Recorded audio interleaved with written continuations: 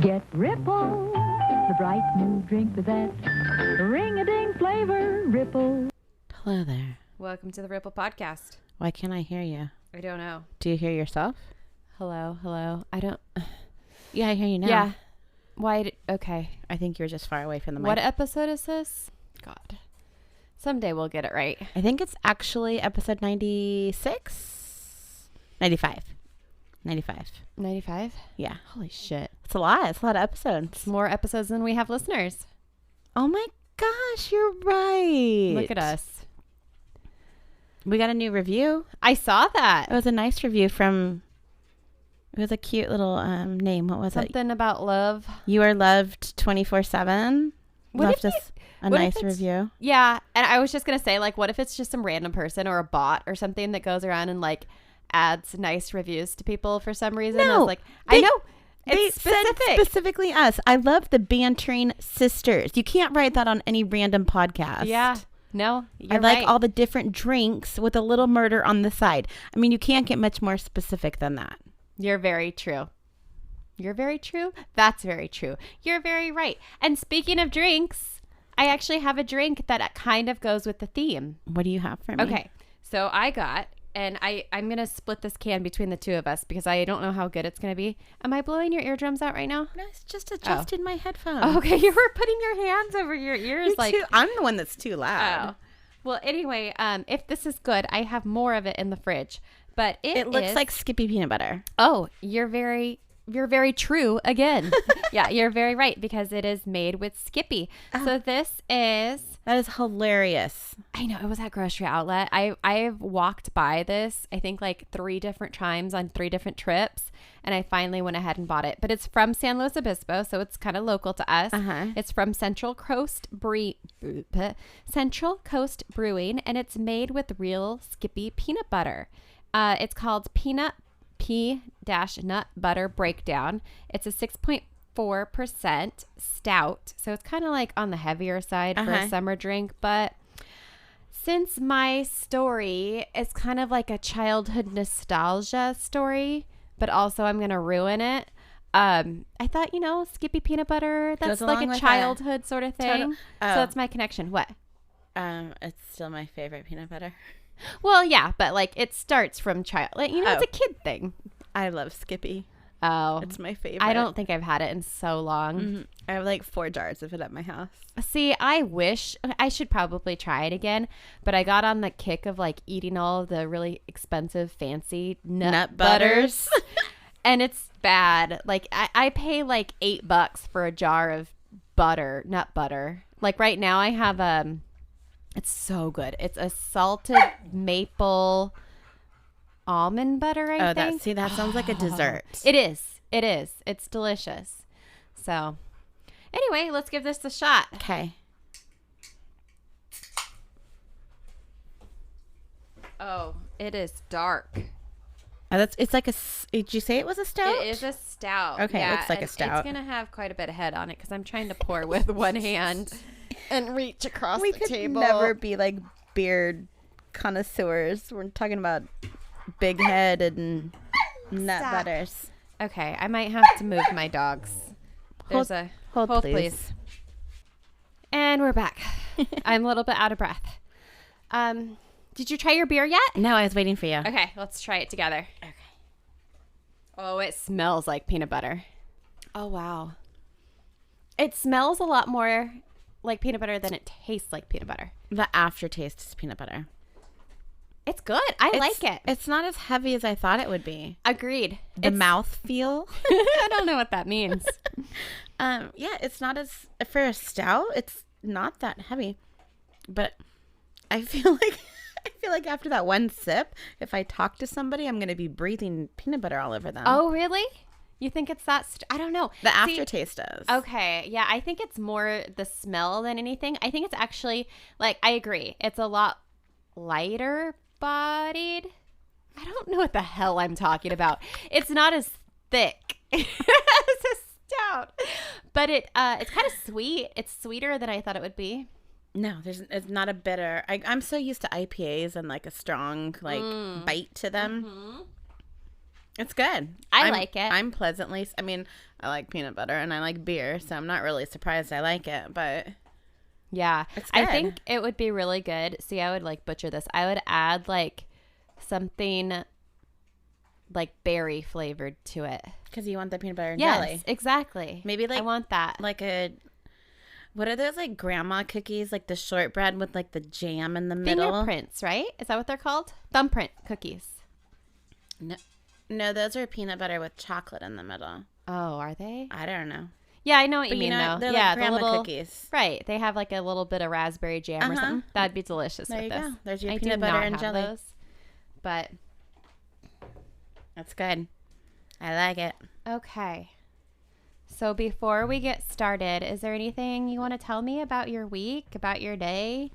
Well, I know you have a bit of a story, and I just actually thought of this a second ago, and I know for our 4 listeners, if you listen to us, you probably listen to a lot other podcasts that are way better, way more professional. And Angela and I just recently heard about Britt on Crime Junkies, so we just from our little teeny tiny podcast to theirs, we're just sending lots of well wishes to Britt and the whole Crime Junkies family. Yeah. Good That's thoughts. really sad. Very, very sad. It's really scary. Yeah, if you don't know what happened, she had a brain bleed. Yeah, which I don't even know, like, how does that even happen? These are the things that keep me up at night. Like, how is it from a injury? Is it from a stroke? I don't even know. It's just terrifying and sad, and I hope that she gets better soon and that they're all recovered and back on track. Yeah. Because it's just like out of nowhere, you know? Well, to go to the negative side of that, one of my first jobs when I was working at Park and Rec, remember, I don't even know if you were probably barely in high school, but there was a girl there. She had just graduated college, probably in her late 20s, collapsed in the office one day, had a brain aneurysm. Oh my God. Blew by the time the paramedics got there. It was terrible. That's so scary. Terrible. Oh, great. But anyways, well wishes to that whole podcast. And like I said, we're, small time, especially compared to a podcast like that. Yeah. But we're thinking of the podcast and their families and everything. Okay. Do you want to lighten that mood a little bit? Because I just started out with a major downer. Okay. Yes and no. So the story that I have for you today, I will say, out of all of the stories that I've researched for however many episodes we've 95. done, yeah. This one is probably the most horrific. Oh, the shit. most disturbing. What? The most just unimaginable. Like, I don't think I've ever told you a story where I've had to censor things before. And this story, I am definitely censoring some things. And if you want the details, you're going to have to look them up yourself. And I'll tell you when we get to that part. But I will say that this whole horrific story starts off with a 90s cartoon. Okay, so I keep glancing at your TV because there's, like, since I've got here, there's been cartoons on. And normally when I'm here, it's like cooking shows or, YouTube challenges and Teen Mom, not Casper the Friendly Ghost or whatever this is. So, okay, yeah. So, Rosa, have you ever heard of the cartoon Courage the Cowardly Dog? No. Okay. Courage the Cowardly Dog was a cartoon on the Cartoon Network, and I didn't have cable. Exactly. That's why I didn't watch it growing up either. But a lot of millennials did grow up with this cartoon. All right. So let me give you a rundown for you and everybody else who has not heard of Courage the Cowardly Dog. So it was a beloved cartoon that aired on the Cartoon Network from 1996 to 2002. The show was created by John R. Delworth, and it was unlike very many other cartoons at the time. So it incorporated these like elements of supernatural.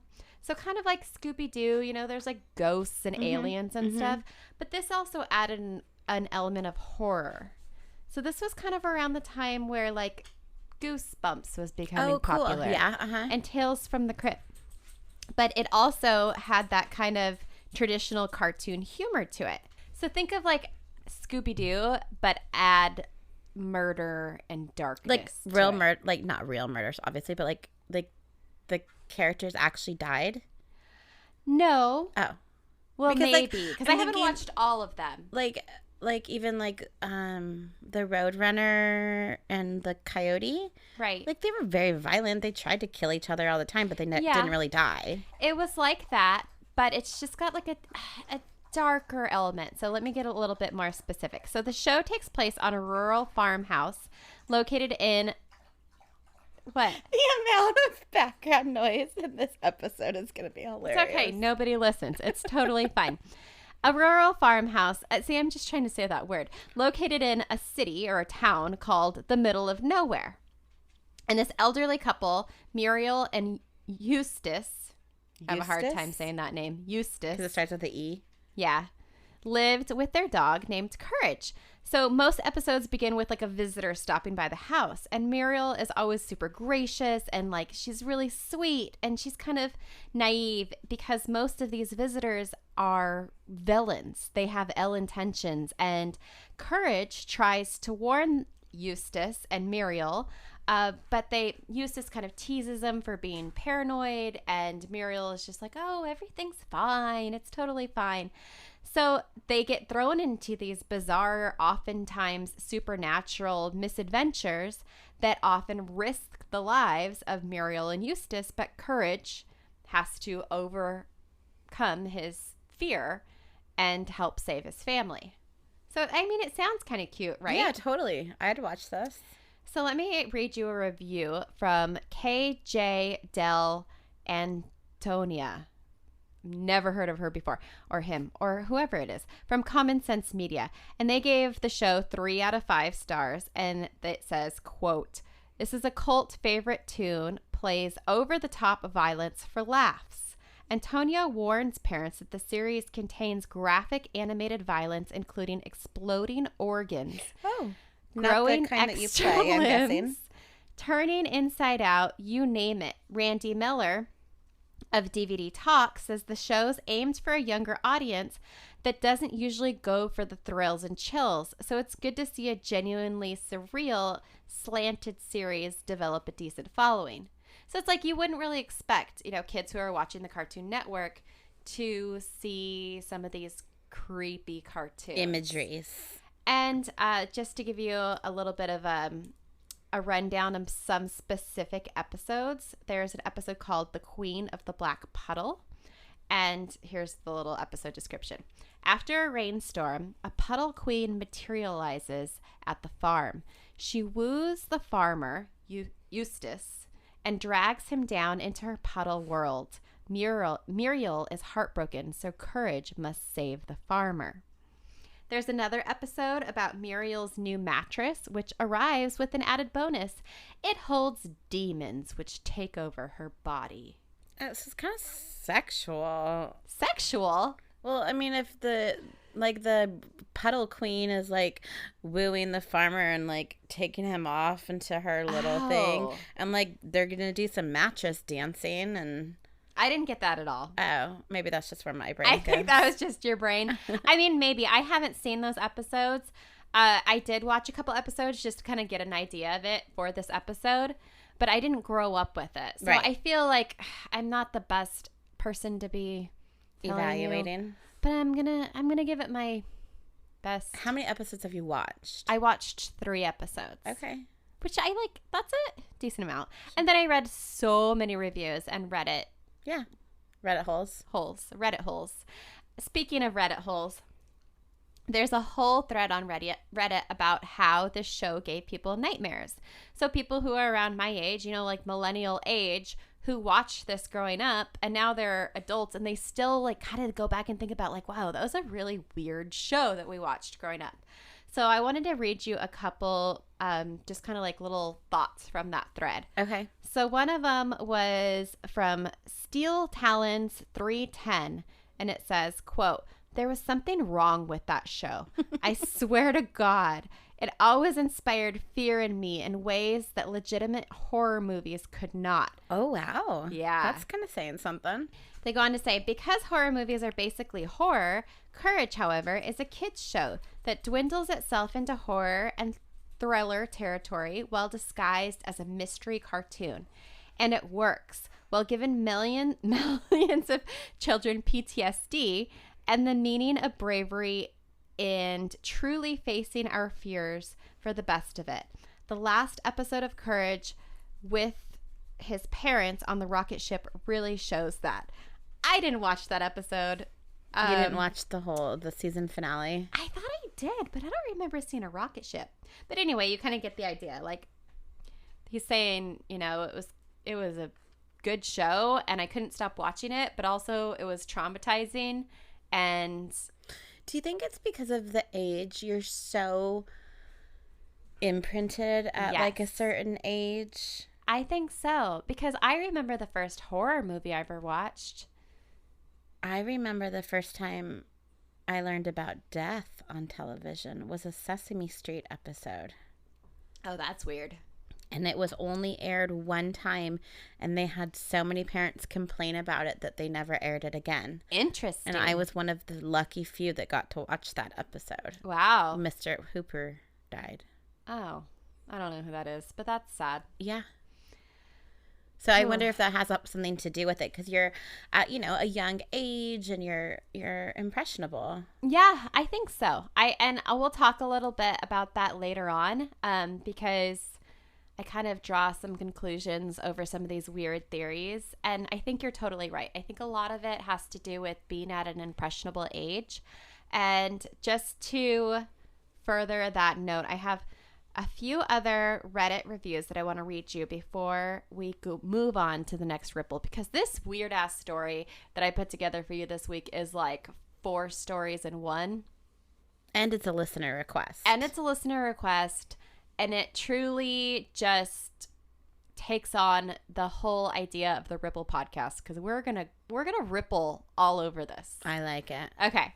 So the next little Reddit, I don't know, post thing that I have here is from Fairy Hawk. And Fairy Hawk says, God, this episode scared the hell out of my brother and I.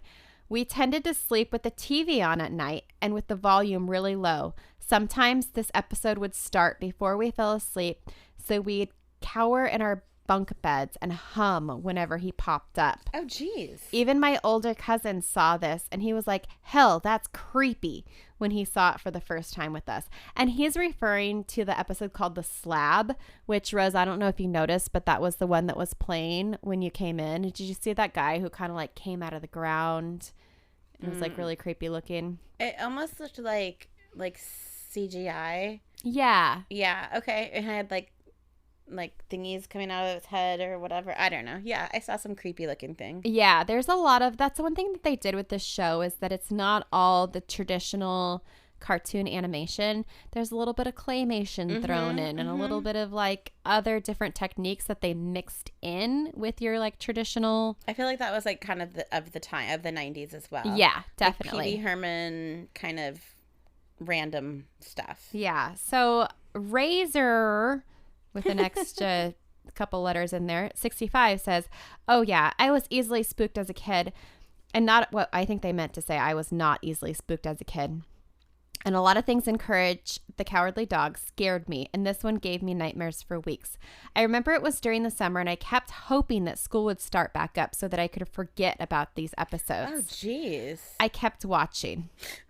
So that's kind of the thing. Is that like it was creepy, but it was intriguing, and people still remember it, you know, years later. So, Rosa, I have a couple pictures to show you of the episodes itself. So this is Courage, the little pink dog, and his family, and that's the middle of nowhere, their little farmhouse. Is the artist the same person that does Rugrats? I think so. It looks that like same sort of style. Screams Rugrats to me. Yeah, I think it definitely has that 90s vibe that quite a few cartoons were drawn in that style.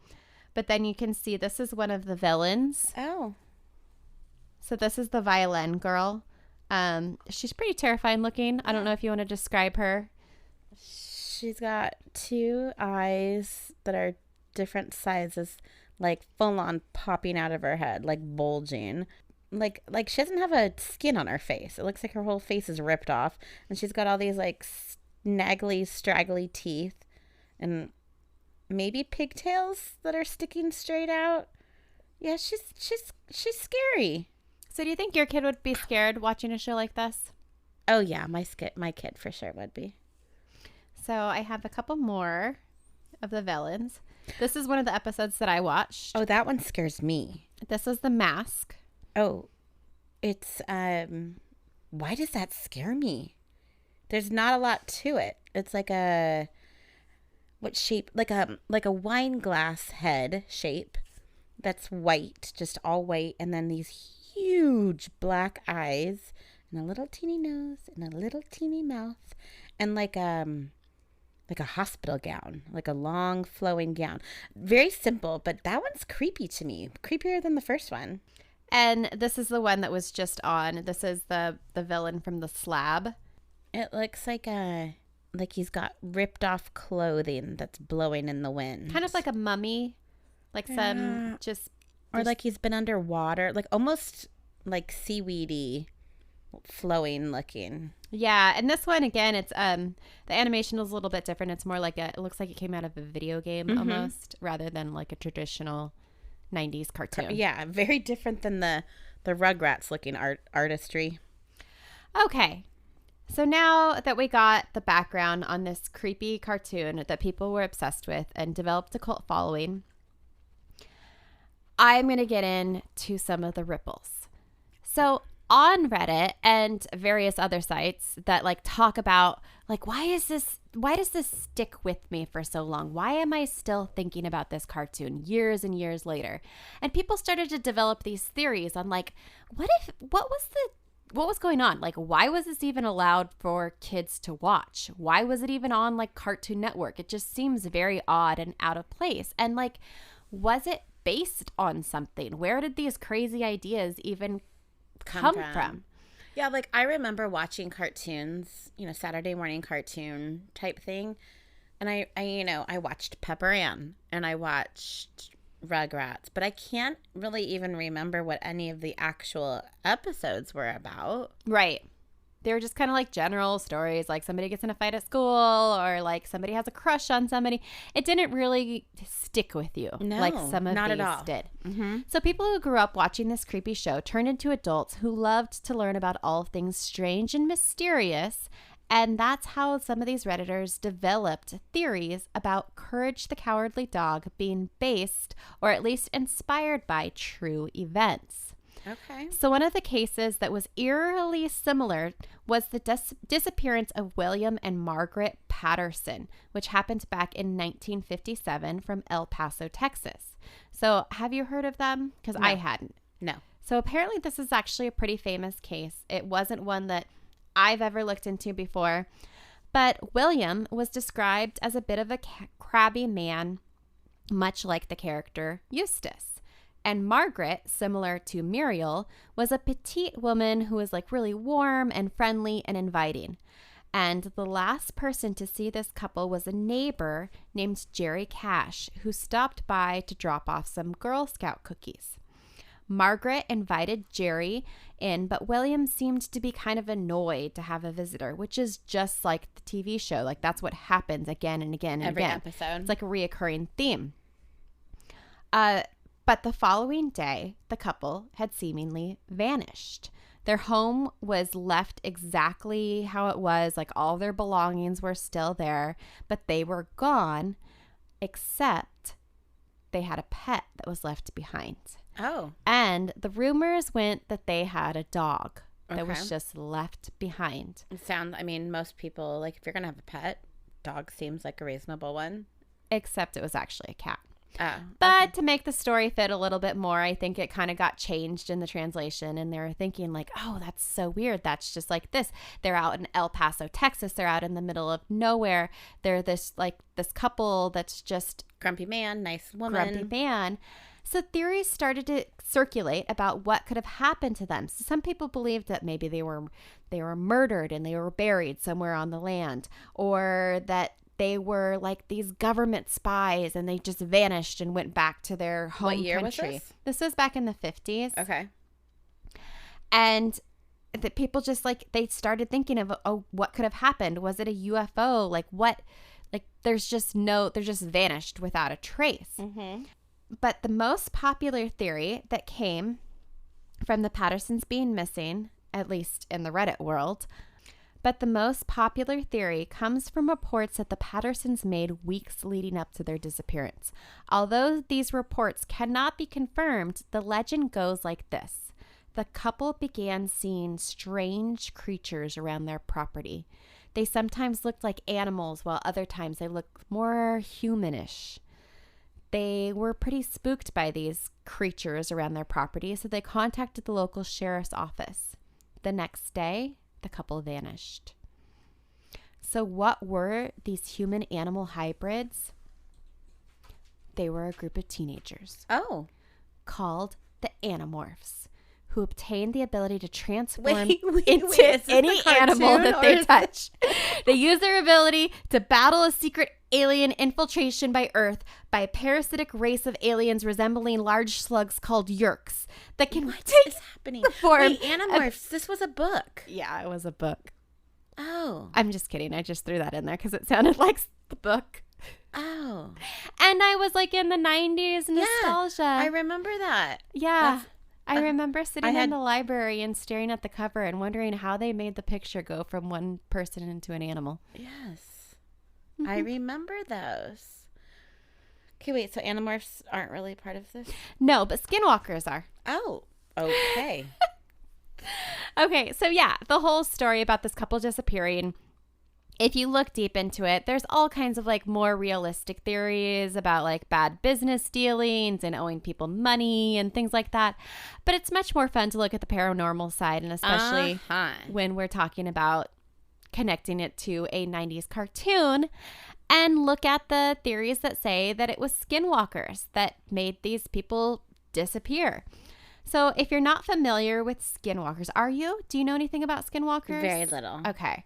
So it's kind of the idea. Wait, let me backtrack a little bit.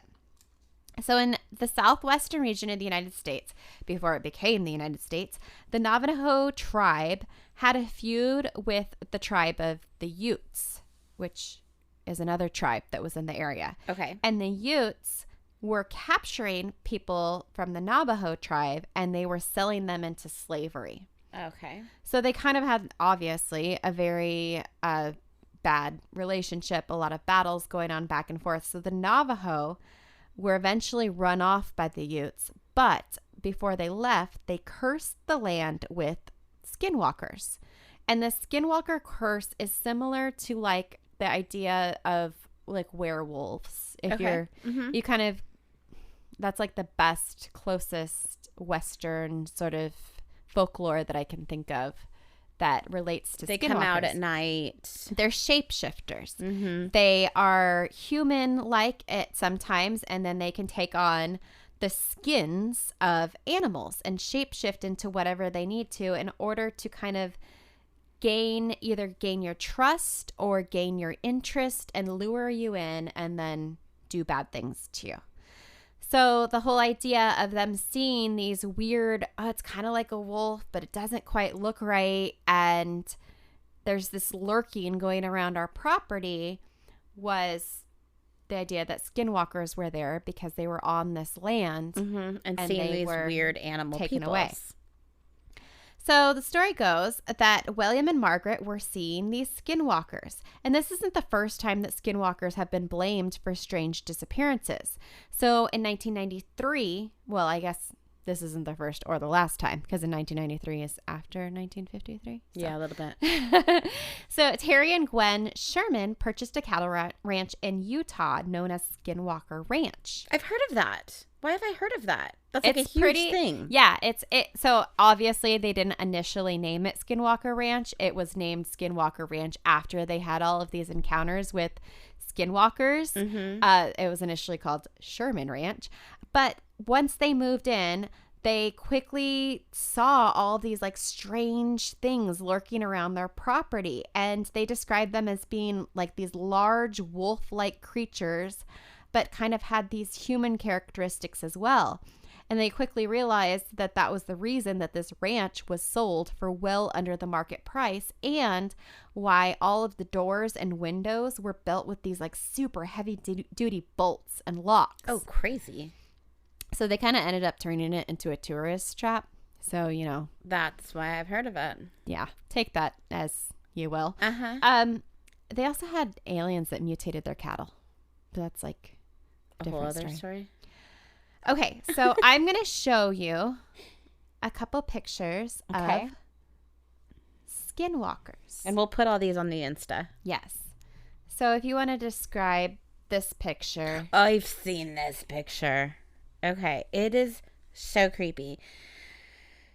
It's something on all fours, but it looks like...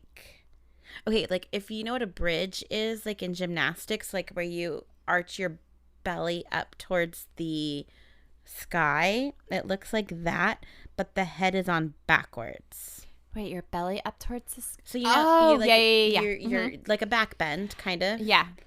Or like if you're doing yoga, like cat-cow, that would be the cow. But the head is backwards. The head is facing the opposite direction. I didn't even notice that. See that? Right? See, these are like the knees. Yes. Okay. Now I see it. Yeah. It's very weird. It's a very like unnatural contorted position.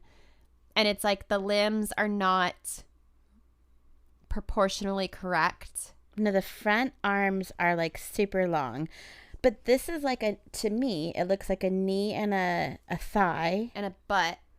But there's ass cheeks pointed towards the ground. But the head is facing the wrong direction. Yeah. It's creepy. Super creepy. Yeah. Okay, tell me about that picture. Okay. Or do you want me to look at this one? This next picture is, it's a drawing kind of from the Navajo perspective of like a wolf form of a skinwalker and then a human form. And it kind of gives you the idea of how they would shift and like choose which creature that would be like most beneficial to them. Yeah, it looks very much like what's that vampire Twilighty, you know, how that guy turned into a werewolf, right? I never watched Twilight. I think there are vampires in Twilight. It's like Team Edward, Team Jacob. How do I know that? I don't know. Yeah. I've never watched Twilight. Mm-hmm. But that's what it looks like. Like someone turning into a werewolf. Okay. So you can kind of see how people would make this connection, right? Like, so you have the cartoon. It's like, oh, maybe it's inspired by skinwalkers. Like, that's kind of makes sense. Mm-hmm. Like, these weird shape-shifty people, there's always somebody who's kind of in a weird disguise, and they're going to the farmhouse and trying to get in for either to hurt the family or to get some sort of, like, gain from them, and then Courage has to fight them off. Okay. So, like, yeah, I could see that weird connection. I don't know why you're still thinking about it, but obviously it had a big impact on people. So then, a few years later, another theory comes out. And this theory came in response to a photo that was put on the news. So I'm going to show you this photo.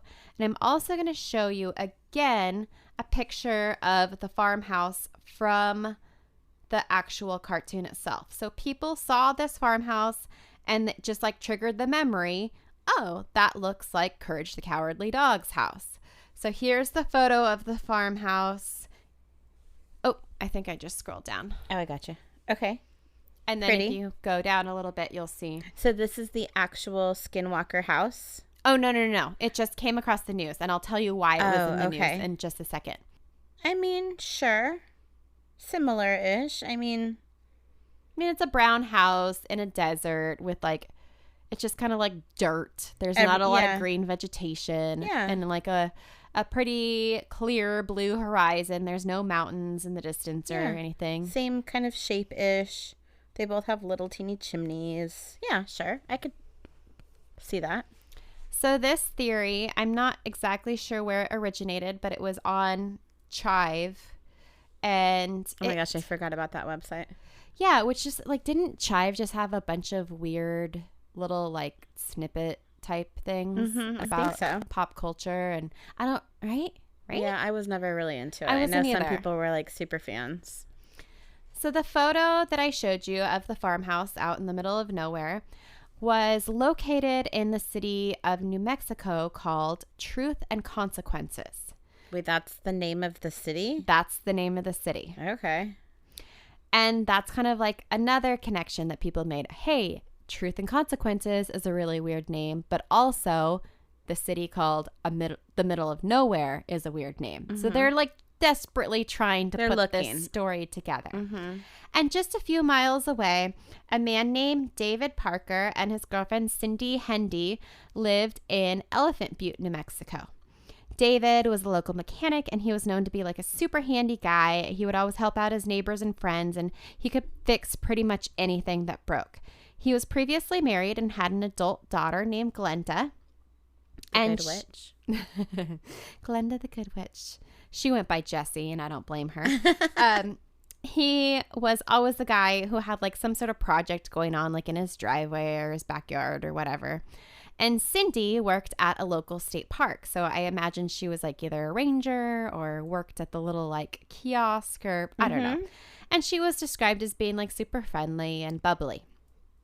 So here's when things get weird.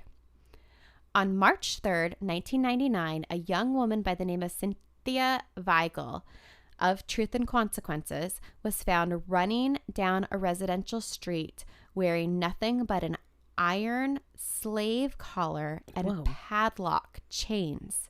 She had been held captive in what can only be described as a homemade torture chamber that she was locked in for 3 days. How did she get there, you ask? I do. I ask that. How did she get there?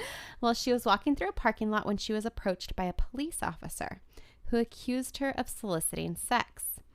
The officer arrested her, but instead of taking her to a local jail, he drove her handcuffed back to a toy box trailer. So a toy box trailer, for people who don't know, is like it's a trailer that has like ATVs and stuff. Right. So think like of a travel trailer, but it also has like room where it can have the whole back wall retract and you can put in like quads and stuff.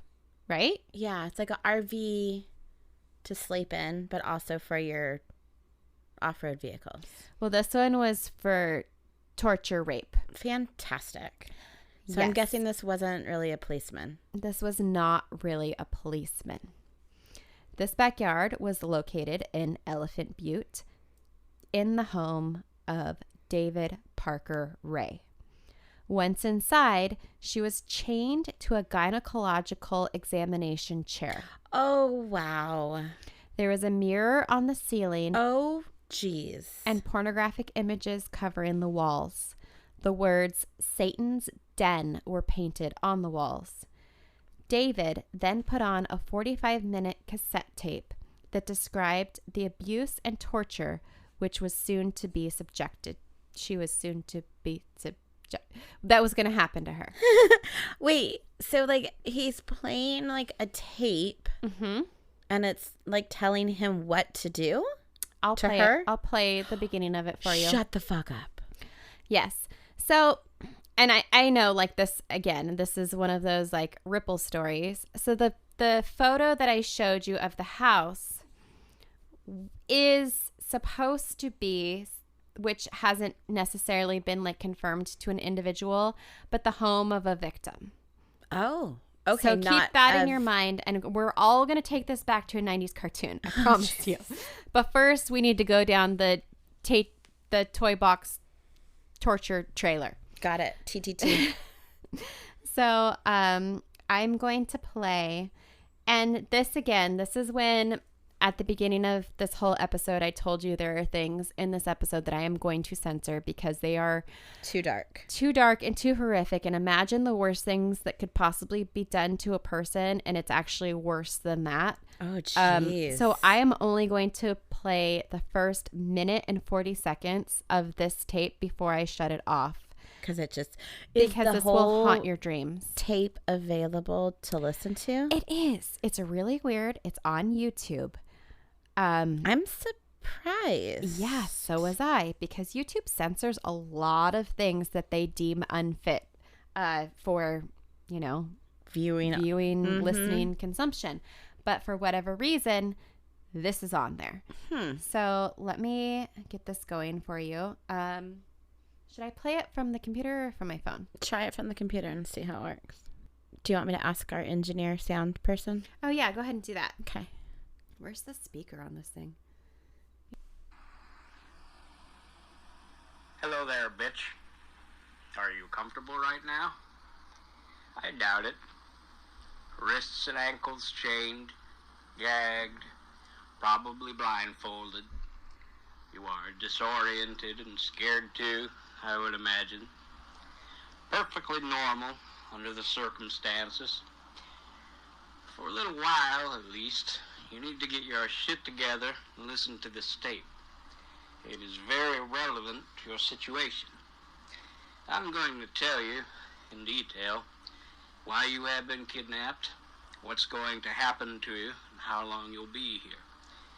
I don't know the details of your capture because this tape is being created July 23rd, 1993, as a general advisory tape for future female captives. The information I'm going to give you is based on my experience dealing with captives over a period of several years. If, at a future date, there are any major changes in our procedures, the tape will be upgraded. Now, you are obviously here against your will. Totally helpless. Don't know where you're at. Don't know what's going to happen to you. You're very scared or very pissed off. I'm sure that you've already tried to get your wrists and ankles loose. No, you can't. Now you're just waiting to see what's going to happen next. Okay. So I'm not going to tell you what's going to happen next because it's awful. Oh, jeez. Did you listen to the whole thing? No, I listened. So right past that, he talks about like some pretty sexual things that are really bad. And I kind of skipped around and listened to just bits and pieces. And it is like, I mean, just like Who I said. is this guy? Are we going to find out? Yeah. Well, I already told you his name is David Parker Ray. Oh, okay. But like, okay. Keep like going. who is he? Yeah. Like what's his background? What's his deal? So it's really, really like, okay, obviously it's terrible and evil, but it's very fascinating because there is a ton of information about him available. And I hope that really smart people who are able to analyze really terrible, evil people and make sure that those people don't become who they have become. You know what I mean? Like make sure that people don't become monsters. Yes. Are able to use that information. Because if you go online and like read about this guy, I mean, everything from his childhood to his career to his relationships, it's all out there. So I'm just shocked that I had never heard of him before researching this story. He did a lot of really, really awful things. Is he dead? Yes, he is. And we will get to that part next. But first, I want to show you some of the pictures of Satan's Den. So, Rosa, this if you is want to... the Satan's Den the girl escaped from. Yes. Oh, okay. It's very small, like a very small little like tight quarter area. There's in the center of the very like room. It looks like a dentist chair, maybe. Not a dentist chair. Okay, well it has stirrups. A vaginal examination chair. Vaginal? Vaginal? Vaginal. Gynecological? That's the word. With lots of straps on it. There's all kinds of shit hanging all over the walls, which... Oh, and there's like electric cords attached to stuff. I don't really know what is on the walls. I can't tell. Like, I can't make anything specifically out. That's probably a good thing. So imagine... Have you ever seen the movie Saw? Yeah, I couldn't do it. Exactly. I had to stop. I if I were to relate him to any sort of like fictional horror movie villain, it would be Jigsaw, because the stuff that he did involving just power grossness. tools, involving, I mean, just the worst kinds of things, involving animals, like he did. So I'll leave it at that. And let me tell you a little bit more about how he got caught. Did this poor girl, she escaped. How did she escape? That's what we're getting to. Okay. So we now know that, yeah, David the mechanic, the friendly, everybody loved him. He was this funny, helpful guy who helped everybody out in the neighborhood. He was truly this evil person in disguise. So then we go to Cindy, the girlfriend. Like, she was just like sweet little bubbly Cindy from the state park. Was she involved as well? Well, she was. You have to know. Yeah. So back to how she escaped. So one morning after David left for work, Cindy entered the toy box, and I don't know exactly what the details were for her entering. Whether she was there to abuse Cynthia, whether she was using like a bucket as a toilet, she was there to do, I have no idea. But she enters the toy box, and then she gets a phone call. So she immediately leaves the toy box to take this phone call. So I'm assuming she doesn't want the person on the phone to hear noises being made. And that's when Cynthia saw an opportunity to grab the key that Cindy had left within reach. So she grabs the key, she unlocks herself. Cindy is just outside the door, so she knows she has to go past her to get out, and she does. And of course, a fight ensues. Cindy actually was able to grab a lamp, which I assume was inside of the toy box, and hit Cynthia over the head with it. Oh my gosh. But Cynthia, luckily being surrounded in a torture dungeon, grabbed an ice pick and stabbed Cindy in the neck, which was what allowed her to get away. It did not kill Cindy, but it stopped her enough so that Cynthia could escape. Oh, go ahead. Yeah, she was running down the streets naked, in chains. Jesus. It's crazy that, like, you'd think, I mean, I'm sure they're not taking very good care of her, obviously, but she was in there for 3 days. I wonder if, like, 4 or 5, she probably wouldn't have had that much food, that much energy to fight her off like that. That was like perfect timing. Too much longer, she probably would have been dead. Well, there's more to it. So, according to whether or not you believe what they say or what the tape says, they did not kill everyone. So they just tortured the hell out of them. They tortured the hell out of them, and they kind of had like this, if you believe what they say, a bargaining situation. With who? With the victims? So, yes. So if the victims... I'm getting seriously pissed off. If the victims cooperated, they would be let go. And not tell anyone? Well, they couldn't tell anybody because they had this way, or at least they thought they had this way, of hypnotizing their victims and deleting it from their memory with the use of... A flashing pen? No. That would have been a lot nicer, but they would hypnotize them and kind of like just... give them this heavy dose of barbiturates, and then they would dump them off the side of the road somewhere. They would be, beat to hell, dehydrated, hungry, whatever, drugged up, and then they wouldn't remember how they got there or what even happened. If the victims fought and tried to kick, scream, whatever, they would be killed. So once Cynthia is able to get help, she gets taken to the police, which I can only imagine would be terrifying in and of itself, because you thought that a police officer was the person who took you to that torture chamber to begin with. But she got to the police. She was able to tell her story. She was able to tell them where she escaped from. So then the police were able to arrest David and Cindy. So they didn't pull the toy box out of there and jam. No. They... And I don't think they stayed. could have. I don't think the toy box was really in a position to be moved. Oh. At least the way it looked from like the Google satellite imagery. Mm-hmm. It was like kind of built into the back of their yard. Oh. Yeah, I don't think they would have even had the opportunity to try to jam out of there. Mm-hmm. And remember, David's at work at this time. He doesn't even know any of this is happening.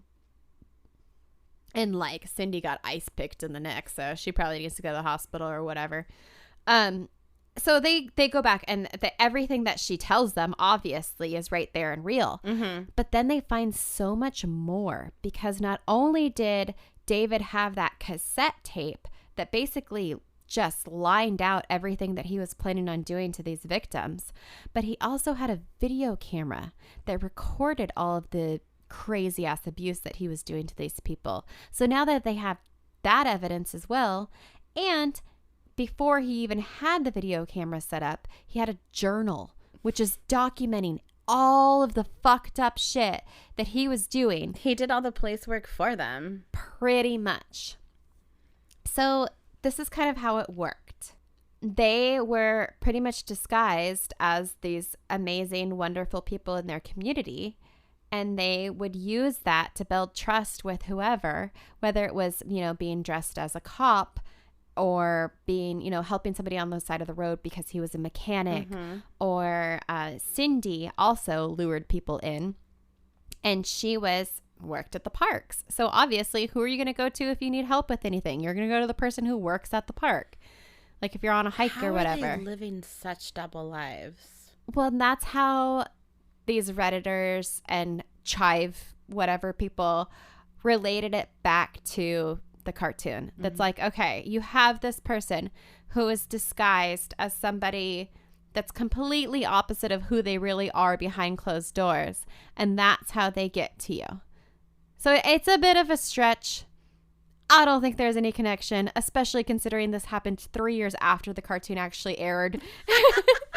But like, That's the it's best kind of part. fun to think about in the worst kind of way. Like, it is, I do see the connection. So, okay, I'm bouncing around all over the place. Let me get back to the story. Okay. So the police, they find these tapes. Now they have videos and images of other victims that might not even know that they're victims. So they go to the news. They put out like this kind of like, hey, attention, everyone and anyone who woke up somewhere not knowing what the fuck happened to them, and they get responses. So one of the people that responded, her name was Angelica Montano, and she was identified because they saw an ankle tattoo that was hers. And she had gone to the police previously, like when this attack initially happened, but she just didn't have any information to tell them. She was just like, something happened to me. And they filed a report, but it never went anywhere Because they didn't have any other information. They didn't, exactly. So then another victim that came forward was Kelly Garrett. And this story is really sad.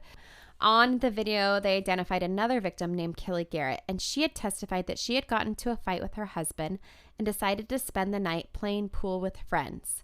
On July 24th, 1996, Ray's daughter, Jessie, aka Glenda, who knew Garrett, took her to the Blue Water Saloon in Truth or Consequences. And that's where she drugged her beer. Garrett was then walked to the back parking lot where she was struck on the back of her head, which knocked her unconscious. And the sad thing is, like, obviously everything that was everything that happened to her was absolutely terrible. But remember, she had gotten into a fight with her husband. So her husband assumed that she just ran off with somebody. Oh, no. And filed for divorce. How long was she missing for? Several days. Ray took her to the trailer, attached a dog collar and leash to her neck. Garrett awoke but blacked out several times. 2 days that she was tortured and drugged.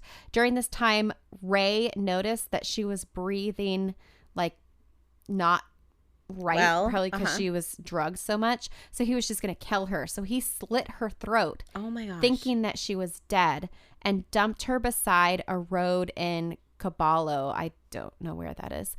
She was later treated for her injuries at a local clinic. Neither her nor her husband believed. Neither her husband nor the police believed her story. Oh, geez. Her husband believed that she was cheating that night and just like ran off with another guy. Yeah, but her throat was slit. I don't know. A complicated relationship, I guess. Wow. But you can actually listen to her entire story. She did an interview on Cold Case Files about like the whole thing, which I haven't had a chance to watch, but I'm really curious because it's just like, oh, you get in a fight, I'm just going to go have a drink with my friends, just like cool off, whatever, get back to it tomorrow. And then this happens. Wow. So after all of this, David was charged and sentenced to 224 years in prison. However, he died just 1 year after going to prison, which is so disappointing to me.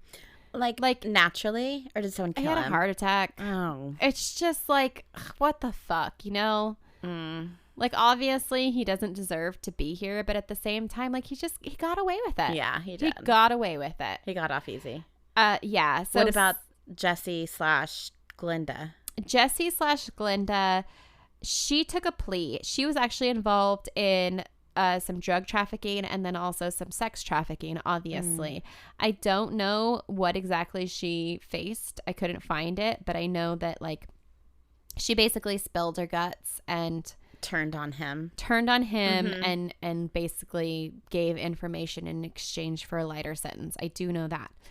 Cindy, the girlfriend who helped with all of this creepy shit, she was sentenced to 36 years, which is not enough, but she only served 20 and then served 2 years of in-house parole and is no longer in prison. What? Yep. One thing that was super fucked up that she also did is that she consistently like bartered with the cops saying that she had information about where the bodies were buried or where the bodies were dumped. And then she just took them out on all kinds of like wild goose chases. I'm just hearing to get about out on that. a field trip. I've heard about that so often. Yeah, no bodies were ever found. None. It's believed that they were probably dumped in a nearby lake that they just never recovered them from. Wow. And yeah, that's the story of David Ray Parker, aka the Toy Box Killer, aka the person who's somewhat sort of similar, a little bit tiny, like lives in a deserty area that's kind of like a deserty area from a cartoon that also has bad evil villains in it. That was made 3 years before the story came out. I mean, I just think it's fun though. It's a fun little twist. It is a fun thing to consider. And I think you're exactly right about it being something that is a core memory as a kid. It has such a huge impact on you because of your age. It's like, whoa, this is the first time I'm seeing something dark, and it's almost like you're not really supposed to be seeing that. Like a kid, you know, sneaking downstairs and watching a scary movie behind the couch while his parents are watching it. Totally. You know? And it's probably like the first time you're experiencing like a fear from a fictional, like something that's intended to steer. Yeah. Like you get that like giddy, like I'm scared, but I'm laughing, but I'm scared, but I'm laughing. Remember? Okay. No, I'm not even going to say the name. What, like think of a movie from your childhood or a show or whatever that left like a huge imprint on you. That just kind of, a show? Whatever. Movie, show. It. Okay. Yeah. How old were you? Oh, I don't know. Probably like, 10? Mm-hmm. Pennywise. Yep. It. Mm-hmm. Or Labyrinth. Labyrinth was that for me. Like, it was scary. There was this evil goblin who was going to snatch you away. But it was also, like, intriguing, and you wanted to keep watching. But it was scary because I was a little kid. Mm-hmm. It is. It's creepy. It's scary. It's a musical. Yeah. Remember Electric Grandma? Yes. That creeped me out. Yeah. That like left like serious imprint on me. Yeah, that's interesting. I'm sure everyone can think of something, some movie, some show, even like a book or whatever they read, you know? Yeah, and it's kind of like, you know, how My Favorite Murder does, like the hometown sort of thing. Like, what is that first true crime story that stuck with you, that got you into true crime? And this is the same sort of thing. It's like, what kind of got you into the strange, dark, and unusual that you kind of always relate stories back to in a way. Early memory. Because obviously these stories, even the Skinwalker might have a little bit of influence, but maybe not really. It's just you're trying to make connections that are just for fun. I don't know. But even though, like, even the writers and stuff, those thoughts and images don't just like appear. I don't think. I think they're pulling it from something that they there's probably some influence. saw. Yeah, right. And I guess the writer was interviewed later on about this, and they kind of asked, like, where did all this dark, creepy shit come from? And he's like, well, they're old cattle ranch stories. Like when you would go campfire. Exactly. You would sit around the campfire. You would talk about like the weird things that happen when you're out all alone for days at a time, or like you're just working really hard for maybe an extended period, like you're exhausted or whatever, and you see weird things and you think weird things. And or I mean, even when you go like camping or like, you know, sleepaway camp or whatever that's called, and they tell ghost stories. Yeah, so that's like urban legends coming true, which is kind of like this. Like you have the urban legend of the Skinwalker, which is super old. It goes back to like early Navajo days, and then that inspires a cartoon, and then that cartoon urban legend is connected to real life because you have this real life Skinwalker guy because he's taking on an image of somebody who he really isn't. So it's kind of like, you know, a little circular, kind of like a ripple. I like it. Super cool. It's a stretch, but I thought it was interesting. It's fun. It's a fun stretch. All I don't right. like that creepy tape man though.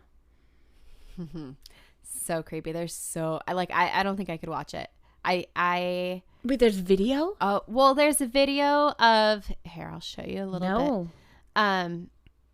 There's a few, like, I don't know if it's 2020 or, you know, those like crime shows about him, which is so weird. Like, why haven't I not heard of this guy I didn't before? even know the name. Yeah.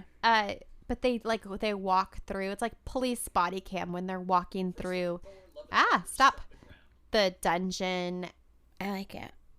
It's creepy. I kind of want to do some more research on that creepy guy. Yeah.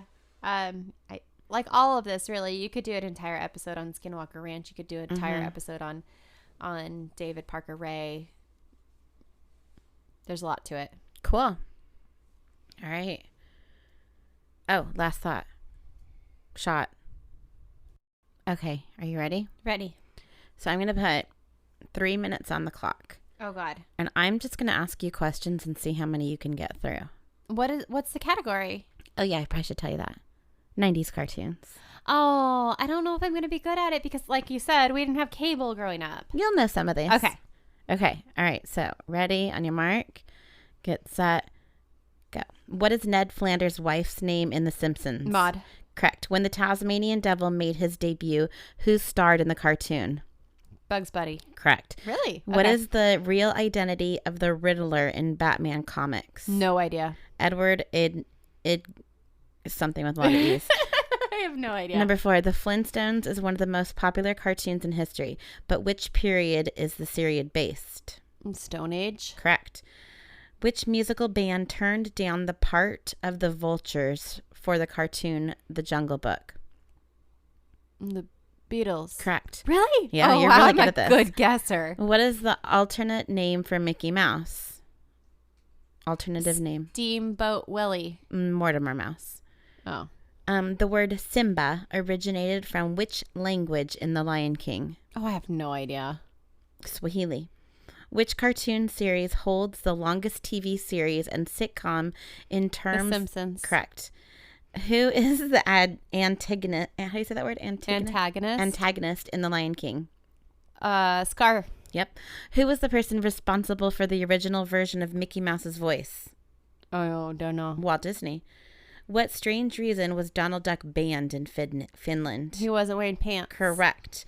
Which cartoon series features futuristic flying cars in each of the episodes? Jetsons. Wow, you're really good. What vegetable type does Popeye utilize? Spinach. Yes. What is the dog's name in the series Tom and Jerry? There was a dog? Yeah, he's like a bulldog, right? I don't know. Spike. Which cartoon character serves as the official mascot for Warner Brothers Entertainment? I don't know. Bugs Bunny. Oh, well, that Anger makes sense. criticizes which city for running pizza in the cartoon Inside Out? Don't know. That's not 90s. That's No. like new. That's like 2017, yeah, 18? that's not new. Okay, last one. Which cartoon series showcases a fighter trapped in the future who must conquer a demon to return home? You're not going to know that either. What's that? Samurai Jack? Never heard of it. All right, I'll end on a good one for you. Who is Mickey Mouse's girlfriend? Minnie. Yeah. Okay, so those weren't exactly the most 90s. I guess they were like just fun cartoon trivia questions. But you did really, really well. Thanks. Okay. Next week I have another listener request. Oh, nice. It's like they're kind of doing the work for us at this point. Yeah, I like it. So, it's a good one. It's also not real murdery. Okay. That's all I'm going to say. I like that. That's the only clue I'm going to give. I want to move more away from, like I said, everybody does true crime, you know? Mm-hmm. But the give the people what they want. They want the murders. They want the blood. They want the killing. That's true. If it bleeds, it leads.